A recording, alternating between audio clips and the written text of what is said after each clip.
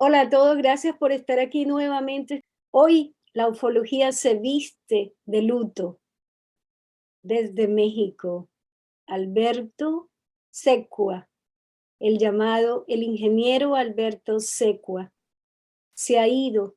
Recuerdo tantas veces que dijo haber visto, haber estado en conexión con los extraterrestres, un ser que con su conocimiento, ser tan profesional, ser para mí un científico, un profesor, un maestro, ha dejado a tantos como yo tristes. Hoy, Liu Suria, el periodista de España que no duerme, y nuestro querido José Luis de México, quien lo entrevistó tantas veces, aquí con nosotros, dándole un reconocimiento y deseándole una partida de luz al ingeniero Alberto Secua. Vengo, manejando, me orillé yo para poder hacer esta entrevista, tomar esta entrevista con Nikki. Se lo agradezco muchísimo, que ya la habíamos hecho, pero no pude yo salir más temprano. Ayer yo me enteré también igual, porque yo estaba en el taller. Fíjate que yo soy muy susceptible de energías, o sea, yo percibo y siento las energías, incluso por eso también soy sanador, por eso estoy trabajando en la sanación, y ayer estábamos haciendo también un taller de sanación allá en Michoacán. Mientras yo estaba haciendo el taller de sanación, luego yo sentí como eso de me mandan mensajes como a las 7, 8 de la noche, diciéndome que había pasado, que el ingeniero Secua había muerto. Me estaban ellos diciendo, ¿es cierto que pasó eso? ¿Quién sabe? Pero ya me mandaron uno, luego otro mensaje, luego otro mensaje, luego otro mensaje, por todos lados me estaban mandando mensajes. Yo obviamente estaba yo en el taller, pero antes de eso yo sentí una pequeña punzada en la cabeza. Yo decía, ¿pero por qué? O sea, normalmente te digo que yo soy muy susceptible a las energías. Entonces yo decía, ¿qué razón es lo que estoy sintiendo yo como una punzada en la cabeza? Entonces ya después de que empecé yo a ver, dije, ay, con razón he estado yo sintiendo esa punzada en la cabeza, porque mucha gente ha de haber estado pensando en mí. Hay que mandarle mensaje a José Luis, hay que mandarle mensaje a José Luis. Y me estuvieron mandando fácil, te aseguro que más o menos como 30, 40 mensajes de la gente que me conoce. O sea, 30, 40 mensajes recibía. Y me mandaban los videos de algunos compañeros también en la investigación ufológica que hay también igual a nivel nacional aquí en México. Otros que han dado también igual la noticia. Yo tampoco no la había compartido antes, porque ahorita apenas vengo por carretera. Pero pues sí, el ingeniero Secua es uno de los contactados aquí, muy importantes también de México. Fue uno de los contactados muy importantes de México. Yo lo di a conocer a nivel internacional porque no lo conocían en otros países. A través de todas las entrevistas que nosotros hicimos, nosotros lo dimos a conocer, tanto que venía gente de muchos países a México a verlos en los congresos. Nosotros iniciamos los congresos en México precisamente con las entrevistas que le hicimos a él. Después a él lo llevamos a uno de los primeros congresos que hicimos en la Ciudad de México, que tuvimos un lleno total. Fueron también otros investigadores que mucha gente ya también ahí o sea, no les podía decir yo vayan a tal video porque no tengo forma de referenciarlo, porque me quitaron el canal hace ya unos meses, por andar atacando al sistema, porque el sistema no se deja de que lo estemos atacando. Pero bueno, ahí nosotros le hicimos la entrevista, le hicimos varias entrevistas, se dio ese congreso, ese auditorio era como para 300 personas, llegaron 340, 350, estaba lleno, absolutamente lleno ese auditorio. Incluso en ese día hubo fácil de 5 a 8 naves encima del auditorio. A mí me avisaron, me dijeron, José Luis, están habiendo naves encima del auditorio.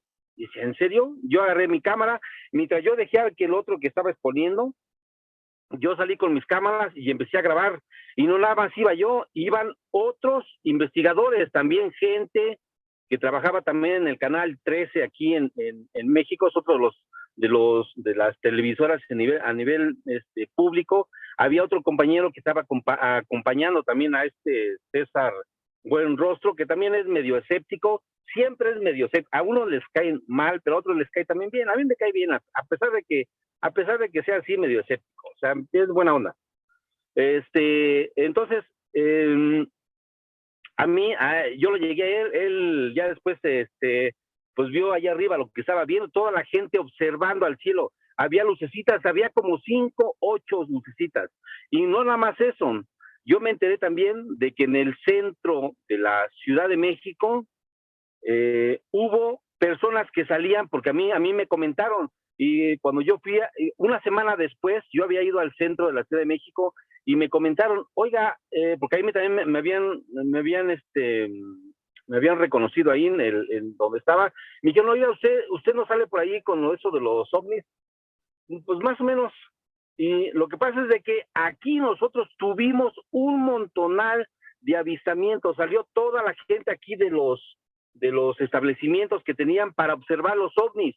O sea, los mismos ovnis que se estaban viendo allá en el auditorio del centro médico, también por más o menos en Lázaro Cárdenas, que está cerca de la Torre Latino, ahí toda la gente que vendía artículos de computadora, decía, había mucha gente aquí saliendo a las calles porque veían todas las luces que estaban arriba. Yo vi 5 luces, a otros decían que habían visto 8, pero yo nada más vi 5, y alcancé a filmar una, y era lo más cercano que lo vi yo, haz de cuenta que era una donde se movían por dentro, o sea, era como una masa amorfa de blanca que se movía por todos lados, hacia adentro, hacia afuera. Parecía como si tuviera una bola adentro, o una bola adentro que se movía para todas partes dentro de esa misma consistencia, sustancia o plasma que tenía afuera, pero se movía una bola por dentro, por fuera. Yo la alcancé a grabar. Y también filmé yo también a todos los compañeros. Esos videos posiblemente a lo mejor los voy a volver otra vez a subir por ahí, pero sí fueron para mí fue impresionante poder constatar de que hubo también, desde ahí nos han seguido los avistamientos de ovnis, desde ahí hasta la fecha. Hemos tenido avistamientos de ovnis impresionantes, de verdad impresionantes en México, y se han dado en los congresos, no nada más en los que donde estuvo Secua, sino también en otros que siguieron después. Secua estuvo participando con nosotros durante 3 años en 3 congresos. Nosotros lo dimos a conocer a nivel internacional, nadie lo conocía, porque a él lo conocieron más o menos como en el año 1989, 1990, pero fue nada más en un evento donde se presentó, y eso creo que fue por ahí por Tlatelolco. En aquel entonces lo había presentado este señor, ¿cómo se llama este señor? En el teatro, creo que ferrocarrilero, pero ¿cómo se llama? Sapien. Sapien, que es otro investigador aquí también de México, lo presentó en aquel momento, en aquel entonces.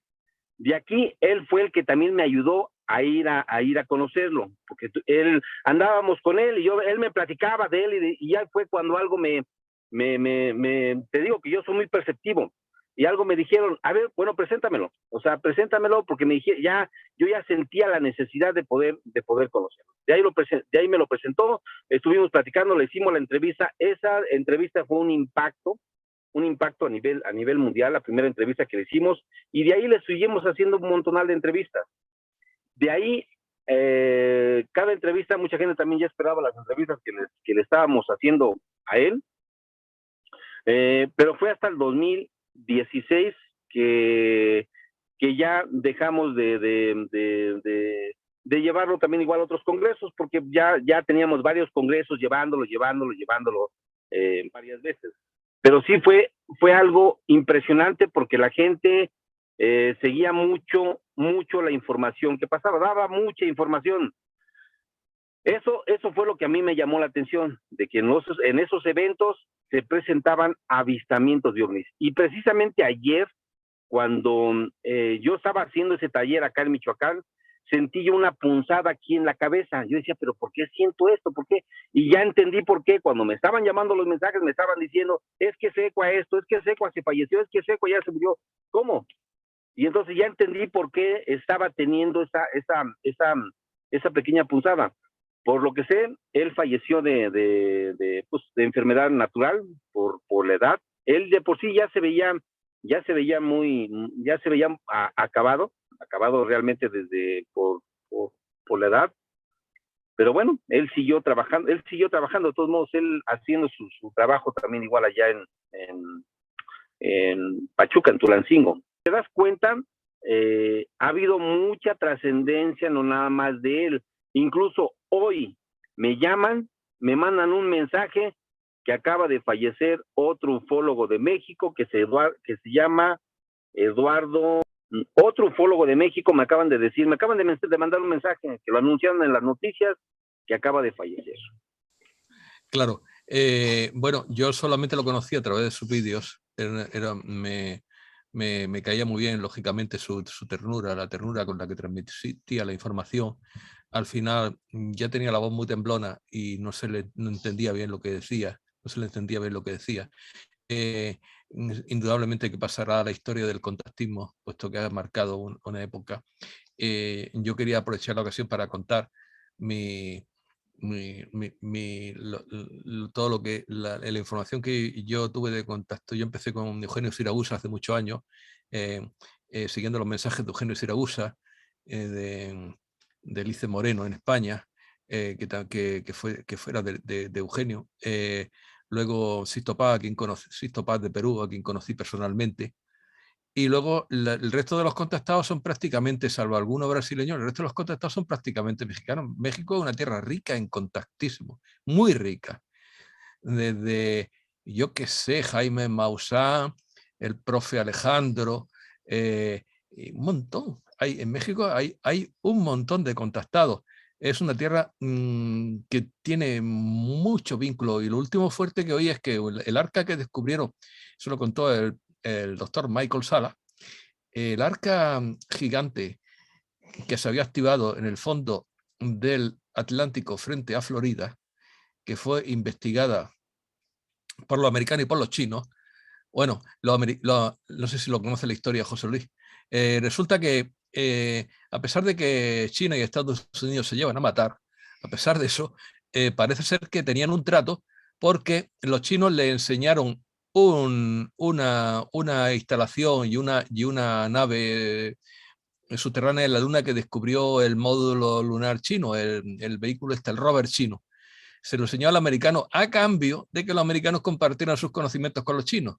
Y entonces se hizo una exploración a la nave al arca sumergida, que se ha activado porque han llegado una arca milenaria, que se ha activado la inteligencia artificial del arca, y con la tecnología de la Marina de los Estados Unidos hicieron un descenso al arca a través de un ascensor que se utiliza para rescate en submarinos. ¿Y qué se encontraron dentro del arca? Pues se encontraron con unas paredes fosforescentes que tenían un alga, con un aire muy rico en oxígeno, pero lo más sorprendente de todo es que en la exploración iban aztecas, o sea, iban militares mexicanos, pero de pura raza azteca. Y se quedaron emocionados cuando vieron en las paredes de la nave del arca jeroglíficos aztecas. Y entonces, pues, esto era nuestro antepasado, esto eran de los nuestros. Y se quedaron tan emocionados que el grupo azteca se separó del resto del grupo y se internó en la nave y no volvieron a verlos más. Se quedaron allí. Pero los chinos entusiasmados, llorando, entusiasmados, los chinos estaban bloqueados porque la nave los bloqueaba. La nave los bloqueaba a los chinos porque no tienen nada que ver con eso, con esa energía. y los americanos medio, pero el grupo azteca se fue y ya no se le volvió a ver más. Y se están activando una serie de arcas de civilizaciones antiguas porque han vuelto las naves que los activan. Y hay varias arcas enterradas en todo el mundo. Si es que tantas cosas, tantos misterios. Mira, Sigmund, mi maestro de alquimia, que es el representante del Gran Khan de Mongolia,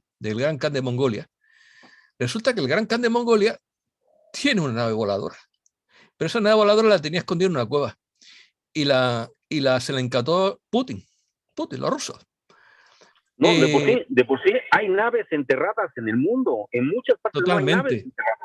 Totalmente. ¿Y sabes qué? Que no pueden hacerla funcionar porque solamente funciona con la genética del Khan de Mongolia. Con la genética original del Khan de Mongolia, no sirve para nada.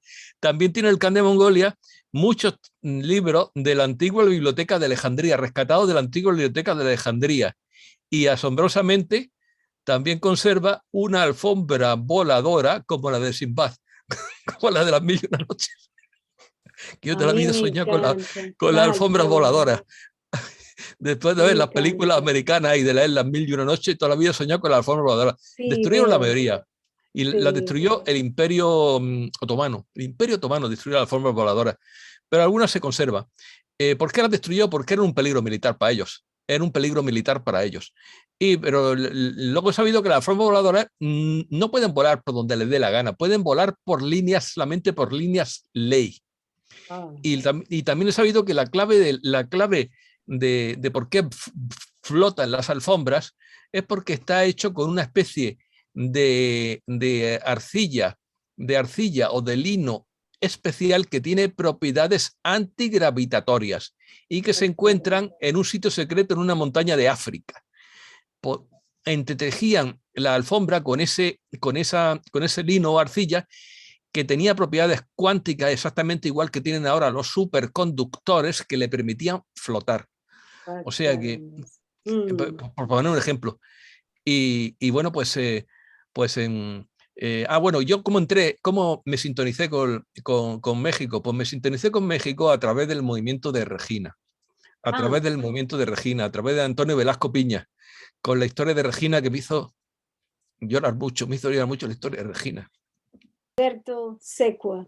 Vámonos al ingeniero Alberto Secua. Vámonos a José Luis en una de estas entrevistas tan fascinantes para mí. Siempre encontraba a ese hombre tan fascinante. Me perdía en las historias que él hacía. José Luis, ¿qué es lo más importante que recuerdas de las entrevistas? Porque no fue una, fueron varias. Sí, yo recuerdo que han de haber sido como unas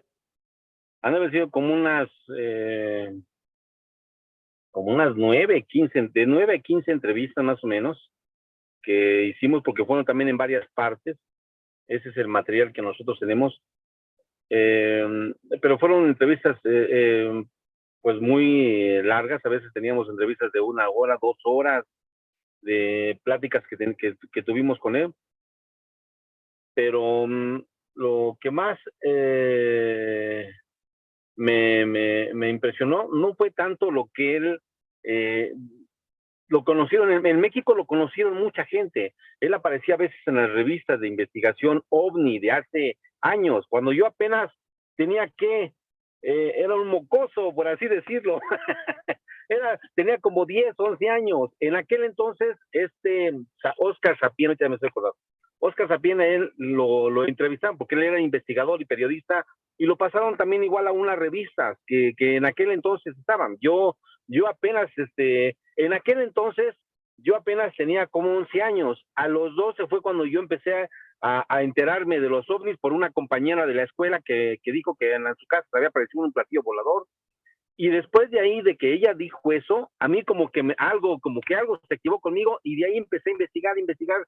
No dejaba de comprar revistas, libros, cuadernos. Desde los 12 años he estado duro y duro con revistas, libros, investigando, leyendo.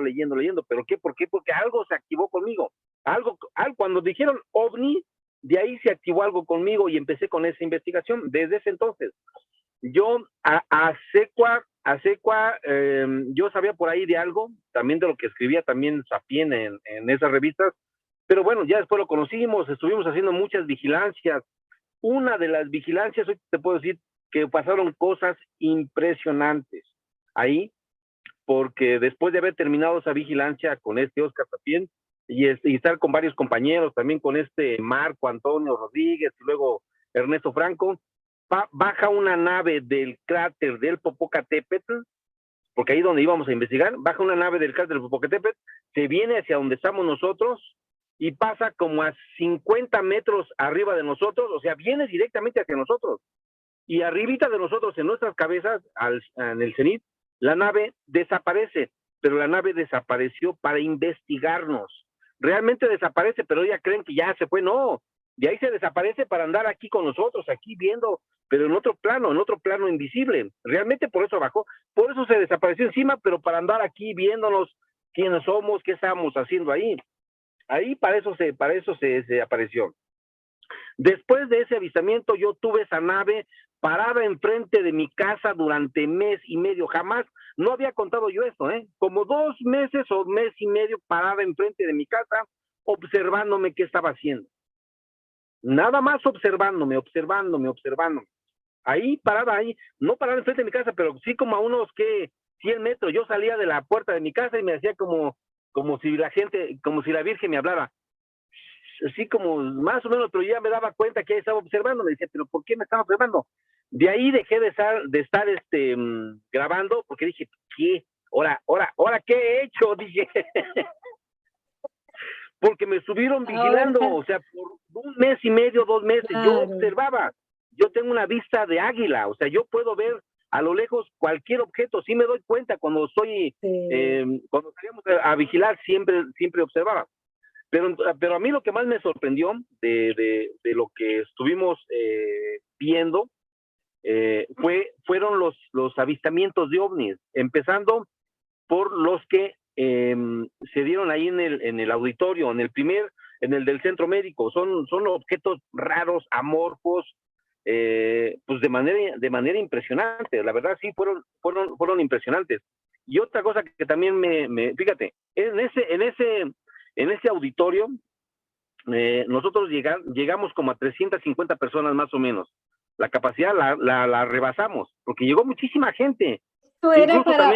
Esto era, perdón, José Luis, para el ingeniero Alberto Secua, allí estaba él. Sí, no, Secua fue el primer congreso donde nosotros lo presentamos al ingeniero Secua, después de, como haz de cuenta que fíjate, desde los 90, que no había aparecido ya en público desde el 90 hasta el 2014, estamos hablando de 24 años.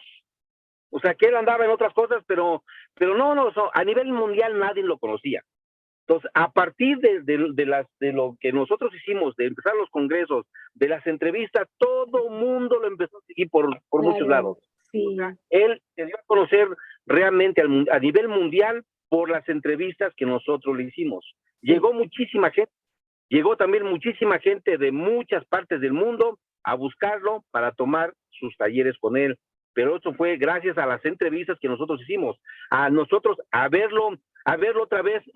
Lo que te decía, muchos me decían, pero si el ingeniero Secua, lo digo con mucho respeto, o sea, porque no es para minimizar lo que había estado haciendo. Muchos amigos me decían, pero si Secua ya estaba desaparecido, ya estaba, o sea, muerto, en el sentido de que nadie ya lo conocía, él ya había presentado sus investigaciones, pero nosotros, es que mucha gente a veces ni siquiera se da cuenta que hay otra fuerza de allá arriba que permite que las cosas se den para que se dé la información. Sí. Y de alguna forma me movieron a mí para poder entrevistarlo, claro. que lo diera otra vez igual, a que los pusiera otra vez a nivel mundial, que lo diera a conocer, y que fuera un boom, o sea, fuera un boom para... Yo personalmente, no sé, Liu Zuria, pero yo personalmente, señores, me acerqué al ingeniero Secua por José Luis, de la conexión extraterrestre, y por ti realmente es que llegué yo a tantos videos que hiciste y que te Sí. agradecemos ahora porque de seguro que habrán miles de personas mirando el YouTube y verán que José Luis fue uno de los primeros que entrevistó al ingeniero Secua.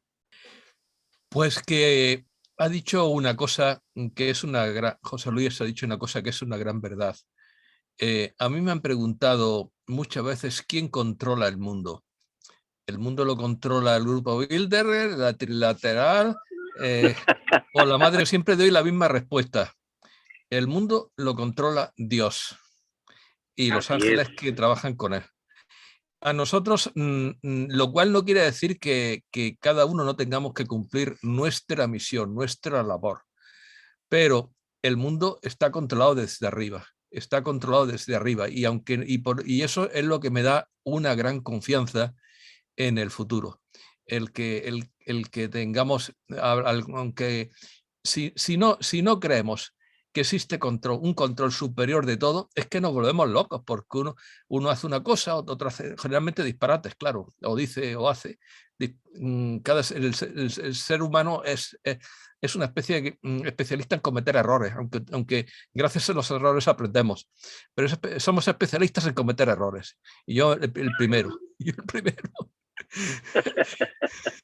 Lo malo es cuando se tropieza con la misma piedra. Eso ya es cuando sí hay que preocuparse, cuando tropiezas con la misma piedra. Pero si estamos intervenidos, qué duda cabe que estamos intervenidos, y que aunque dicen que Dios escribe derecho con renglones torcidos, que es una frase muy famosa, yo creo que los renglones no están torcidos, sino simplemente que la inteligencia humana es incapaz de comprenderlos, de comprender. Por eso dicen que los caminos del Señor son inescrutables, porque la lógica humana es incapaz de comprender cómo a través de eso se puede llegar a un bien, pero todo está orientado hacia un bien común y universal. Y nada, pues eso es muy importante. Eso es lo que me da confianza, y lo que me hace no volverme neurótico con tanta noticia contradictoria y con tanto que si uno dice el otro yo, Que que mantiene el mantiene el equilibrio. equilibrio. José Luis, ¿qué recuerdas de el ingeniero Secua en esas entrevistas que te metías? Te manejaba el hombre y grababa manejando para poder ir a visitar al ingeniero Alberto Sí, Secua. la primera entrevista que hicimos fue fue una grabación que hicimos para ir hacia allá, porque nosotros teníamos, pues yo tenía unas expectativas también interesantes también con él, por las cosas que me había platicado también Oscar Sapién. O sea, sí tenía yo unas expectativas de saber qué había pasado, o sea, cómo es investigarlo. Y más bien es como unas expectativas como investigador de estar metido hasta las chanclas, por así decirlo, hasta la cocina. Meterme, o sea, porque yo no me esperaba, yo nada más decir, bueno, a lo mejor nada más es una plática. No, quería yo ir a ver, quería ver en el camino, quería ver dónde vivía, dónde estaba. Obviamente no puse muchos datos, porque también no era tampoco invadir tampoco su privacidad, sino así sí puse unas cosas en el camino, carretera, y otras partes nada más para que no fuera tampoco de alguna forma, pues, o sea, no fuera a tener problemas, pero sí grabamos una parte para poder llegar hasta donde él estaba y que nos pudiera permitir hacer la entrevista. Todo fue algo chistoso porque también grabamos igual también la forma en que llegamos, entramos, nos permitió subir al autobús donde estaba haciendo también donde él también a veces viajaba. O sea, esa entrevista fue algo tan amena que nos reímos, nos carcajeamos, o sea, de chistes que él hacía, de lo que nosotros hacíamos. Iban también mis compañeros de investigación, que es Marco Antonio, Ernesto Franco. Ellos siempre me habían estado acompañando. Últimamente ahorita ya se habían estado, Ernesto pues está trabajando en otro lado. Y Marquito, pues bueno, también ella anda, pero también igual él sigue metido también en la investigación, con varias fotos e investigaciones que está haciendo. Pero yo me acuerdo que fue algo chistoso, porque llegamos a entrevistarlo. Creo que también por ahí en aquel entonces nos había también acompañado Arturo. Arturo es un amigo. Arturo es un amigo, pero que ya él sigue su camino, nosotros también seguimos nosotros. Pero pero para mí lo que más me gustó es la forma en que él lo expresaba, lo decía, hablaba las cosas de forma directa, te decía las cosas, pues bien, ¿no? A las cosas que a veces no te gustaban, pues como que a veces no, pues no te las decía de alguna forma directa, o si no de alguna forma te lo hacía saber, pero para mí sí era importante, pues lo que él nos platicaba, y Era nos decía, pues aguas, fascinante. aquí se aparecen ovnis, aquí Sí. salen extraterrestres, él nos decía, aquí salen, aquí llegan, y aquí Era tan fácil escuchar con qué facilidad los extraterrestres se comunicaban con él, podían regañarlo por información que él daba, a veces que decía que no tenía permiso, y era tanto la fascinación que muchos como yo teníamos que siempre seguíamos a este ingeniero, siempre queríamos saber más de él, queríamos conocer cómo era que se transportaba, cómo se iba, era tanto conocimiento que tenía. fíjate, algo que también me sorprendió muchísimo es que en el segundo congreso que hicimos con él, que fue en el 2015, lo hicimos en el auditorio José Ortiz de Domínguez, que es uno de los auditorios más grandes del estado de Querétaro, que le caben 5,000 personas a este auditorio. 5,000 personas. En esa ocasión llegamos casi a 2,000 asistentes. A 2,000 asistentes, las personas que nos acompañaron, había filas, una enorme fila para poder entrar a verlo al auditorio.